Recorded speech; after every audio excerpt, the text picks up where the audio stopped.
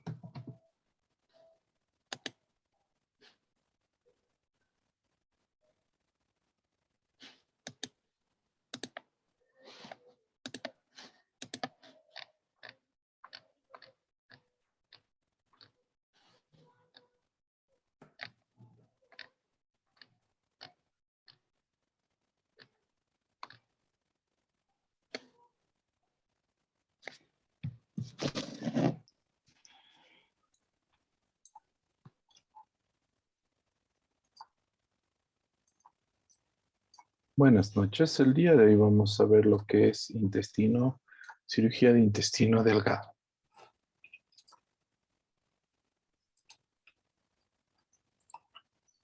El intestino delgado corresponde a la continuación de la vía digestiva. Después del estómago se encuentra lo que es el intestino delgado, dividido en tres segmentos: el duodeno, el yeyuno y la parte final, el ilion, que se comunica con el intestino grueso. El duodeno mide aproximadamente 20 centímetros de longitud, el yeyuno de 100 a 110 centímetros y el ilion, la parte final, mide de 150 a 160 centímetros. Esta parte del intestino delgado es la parte más extensa de toda la vía digestiva. Está acomodado en forma de austra. Si ustedes observan, está en forma de pliegues en la parte superior en relación al ángulo de Treitz y en la parte inferior en relación a la válvula ileocecal. Esto permite que mantenga su movimiento parcial que tiene dentro de la cavidad abdominal. El intestino delgado es móvil desde el ángulo de Treitz hasta la válvula ileocecal. La parte que corresponde al duodeno está fijo en la pared posterior. Aquí vemos en un diseño lo que es el esófago, el pilar derecho del diafragma, el pilar izquierdo del diafragma, el tronco celíaco, la arteria mesentérica superior, el ángulo de Treitz acá, el ángulo de Treitz, la segunda porción del duodeno, que vemos acá, segunda porción del duodeno, tercera porción del duodeno y finalmente la cuarta porción del duodeno y se continúa finalmente con lo que es el yeyuno. Esas son las características del intestino delgado en sus diferentes segmentos. El intestino delgado, como toda estructura dentro de la cavidad abdominal, del aparato digestivo, está formado por una túnica serosa, una doble capa muscular, una túnica submucosa y una túnica mucosa. El intestino delgado, casi en toda su extensión, está totalmente irrigada por la arteria mesentérica superior, que da ramos yeyunales y ramos ileales. Asimismo, el intestino delgado cumple la función de absorber diferentes tipos de compuestos en todo su trayecto. Especialmente en la parte final vemos que es sales biliares y vitamina B12 y ácido fólico. Una de las partes más complejas que nosotros encontramos en la composición del intestino delgado es el duodeno. Si nosotros observamos acá, vamos a ver la papila duodenal. Aquí vemos el conducto de Santorini. Vemos acá la carúncula mayor, que va a dar origen al conducto de Wirsung, el principal. Un segundo.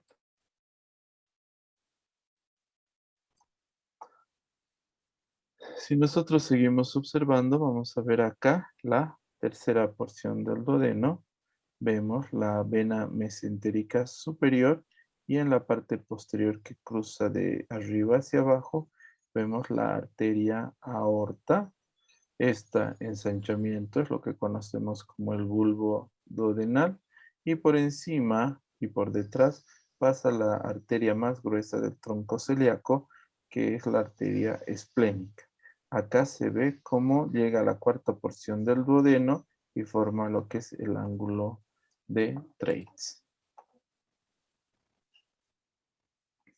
En este dibujo vemos una cavidad abdominal anterior donde observamos aquí el músculo diafragma, el colon transverso, el colon ascendente, la tenia anterior del colon, el ilion, el yeyuno, el colon sigmoides y acá vemos el estómago. Entonces vemos que todas las estructuras están muy bien distribuidas dentro de la cavidad abdominal. Pero ¿cómo diferencio por una herida pequeña cuál es yeyuno y cuál es ilion? Yeyuno, ilion. Si nosotros observamos, el yeyuno tiene arterias más gruesas y organizadas, además que tiene mucosa con mayor cantidad de pliegues, mientras el ilion tiene arterias menos organizadas, con mucosa con pocos pliegues. Porque esta cumple una función mayor de absorción y esta, la parte final, casi ya no tiene esta gran función de absorción.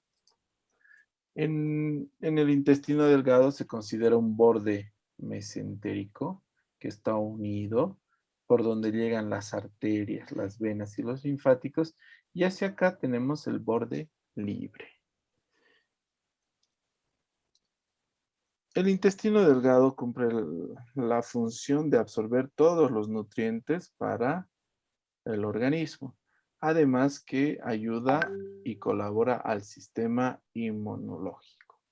Es muy difícil estudiar el intestino delgado. Si nosotros vemos una radiografía de abdomen, vamos a ver que existe un montón de vísceras que están una encima de otra y no se puede identificar cuál de esas vísceras son las que están mal o están obstruidas o si existe alguna masa o alguna otra estructura. Entonces, lo que se ha hecho para evitar esto es que utilizamos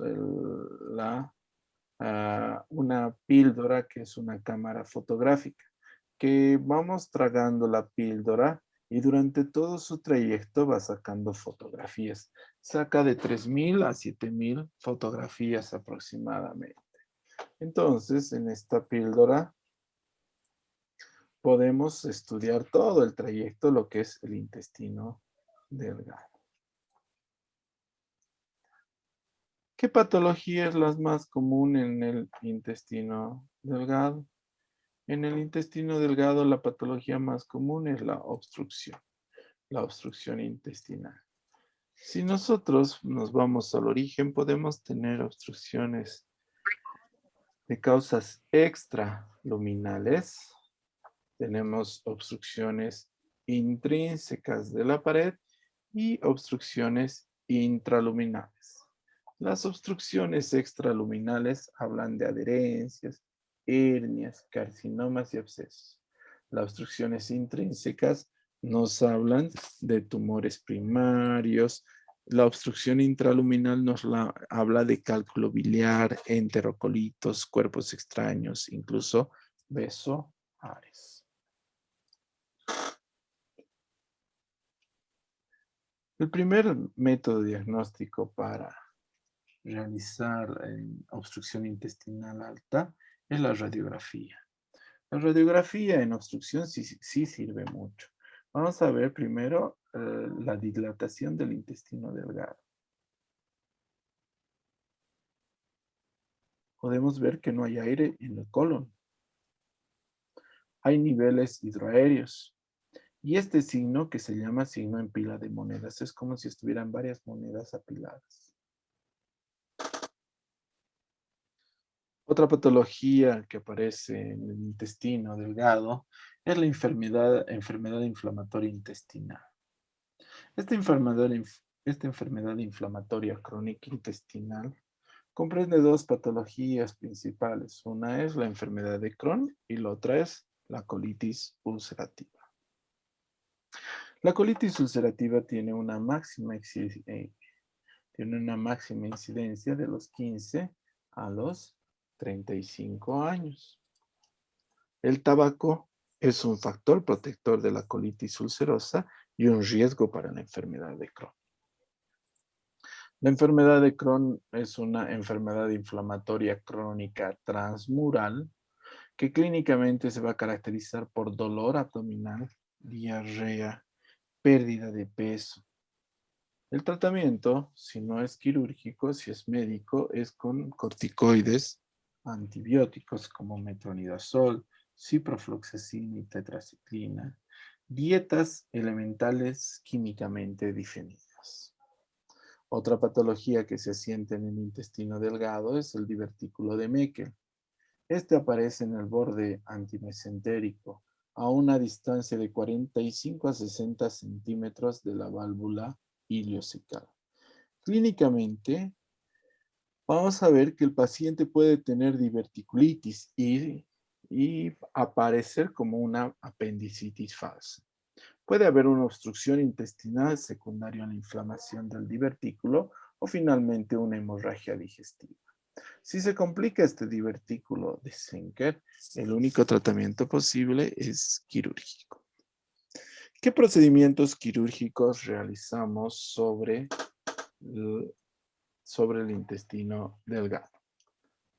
Utilizamos los sufijos. Por ejemplo, enterotomía. Quiere decir corte a nivel del intestino.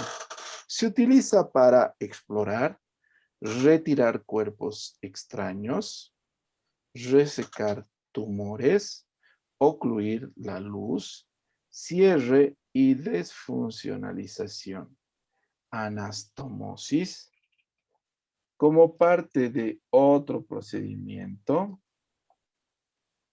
y abocamiento al exterior. En esos casos se utiliza lo que es la enterotomía. La enterotomía quiere decir corte a nivel del intestino delgado. Puede ser un corte instrumental o manual.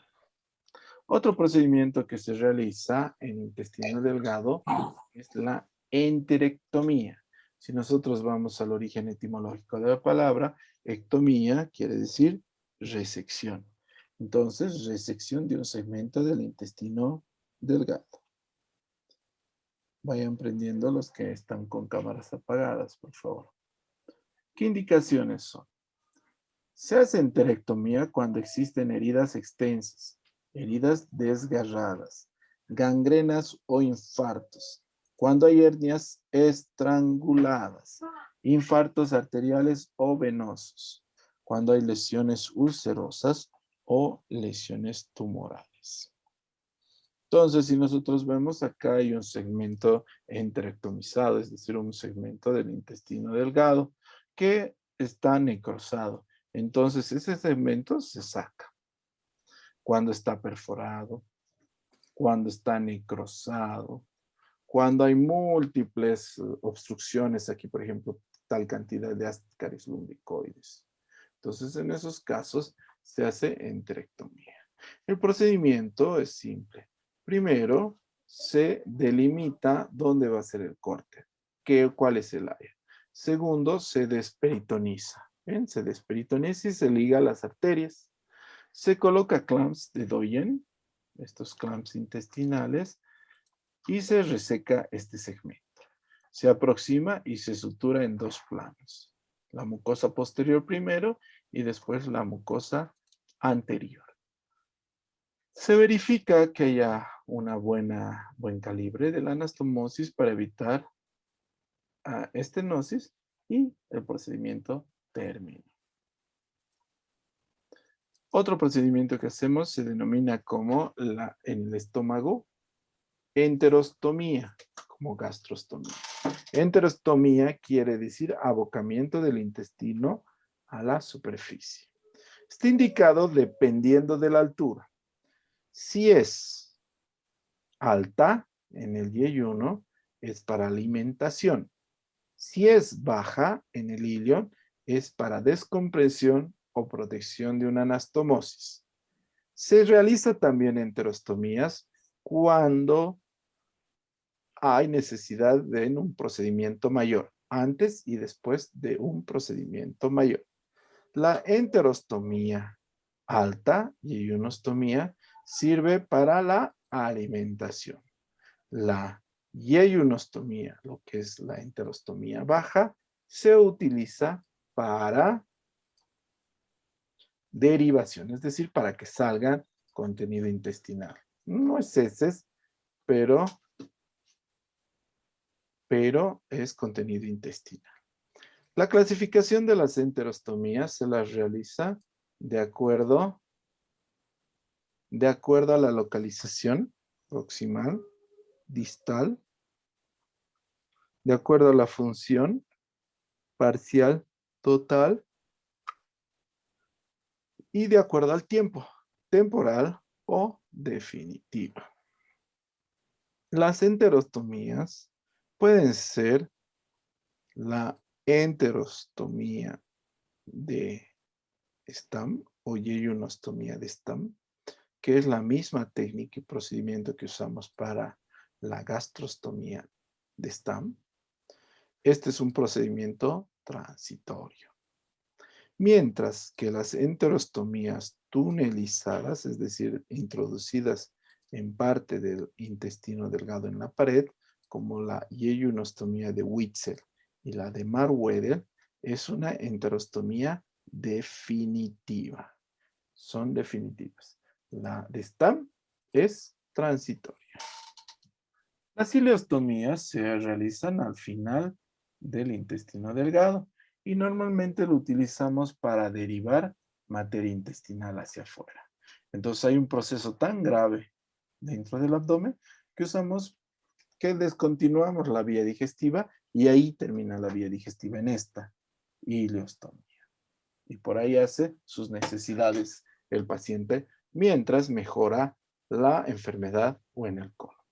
Obviamente no está libre de complicaciones. Puede haber necrosis de la yeyonostomía, puede haber evisceración de la yeyonostomía, puede haber infección, puede hacer herniación de la yeyonostomía. Entonces las yeyonostomías o las enterostomías pueden dar incontinencia, obstrucción intestinal o incluso peritonitis. Otro procedimiento que se hace en el intestino delgado es la anastomosis, enteroanastomosis. ¿Qué quiere decir? Unir el intestino delgado. Las enteroanastomosis normalmente los utilizamos como parte de un procedimiento mayor. Podemos hacer enteroanastomosis manual, o podemos hacer enteroanastomosis instrumental, es decir, con staplers. Obviamente la enterostomía manual es mucho más segura y más económica, porque suturamos bastante bien.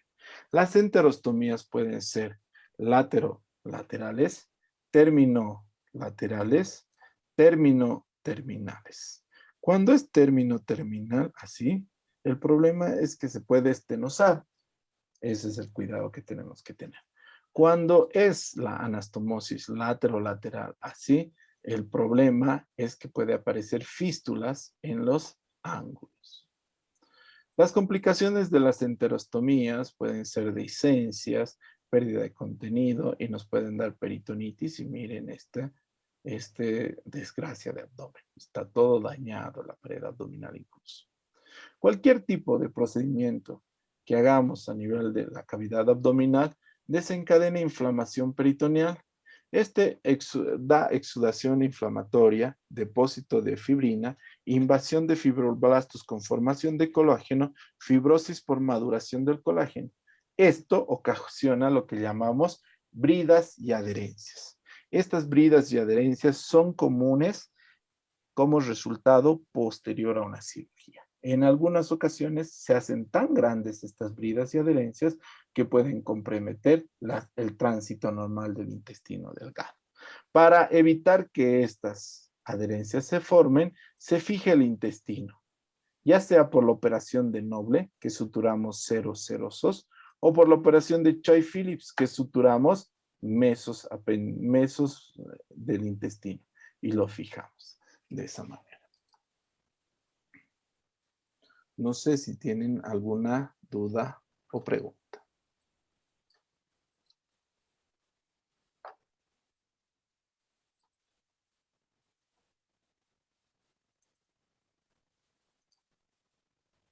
¿Alguna duda, pregunta, chicos?